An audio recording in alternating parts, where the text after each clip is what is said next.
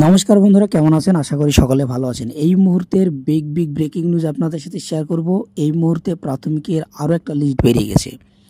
তো এই লিস্টে কারা রয়েছেন এবং দেখা যাচ্ছে যে এই তথ্যগুলো না দিলে কিন্তু চাকরি বাতিল হয়ে যেতে পারে, এমনটা তথ্য উঠে আসছে। এবং এই লিস্টে কাদের নাম রয়েছে প্রথমে আপনাদেরকে দেখাবো।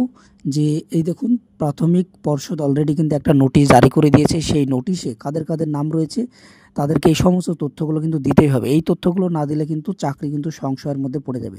প্রথমে আপনাদেরকে দেখায় যে মোটামুটি কাদের নাম রয়েছে। এই যে দেখতে পাচ্ছেন আপনারা, এই সমস্ত নামগুলো রয়েছে এবং কবে কখন কিভাবে যেতে হবে, কোথায় যেতে হবে, সমস্তটাই কিন্তু এখানে দেওয়া আছে, আপনারা দেখতে পাচ্ছেন। তো প্রথমে আপনাদেরকে আমি নোটিশটা একটুখানি দেখাবো। সেখানে বলা হচ্ছে যে আগামী জুন মাসের 9 তারিখ থেকে 18 তারিখ পর্যন্ত কিন্তু এই হিয়ারিং হবে এবং এই হিয়ারিংয়ে যাদের নাম রয়েছে লিস্টে তারা কিন্তু ডেট টাইম সব দিয়ে দিয়েছে। সেই টাইমে কিন্তু অফিসিয়াল যে অ্যাড্রেস রয়েছে আচার্য প্রফুল্লচন্দ্র ভবন, সেখানে গিয়ে তারা কিন্তু যোগাযোগ করবে। তো যোগাযোগ করবে এবং সেই সমস্ত তথ্যগুলো যদি না দিতে পারে তাহলে কিন্তু সমস্যা হতে পারে। লিস্ট কী দিতে হবে সেখানে স্পষ্ট আপনারা দেখতে পাচ্ছেন। মোটামুটি 12 রকম কিন্তু তথ্য দিতে হবে।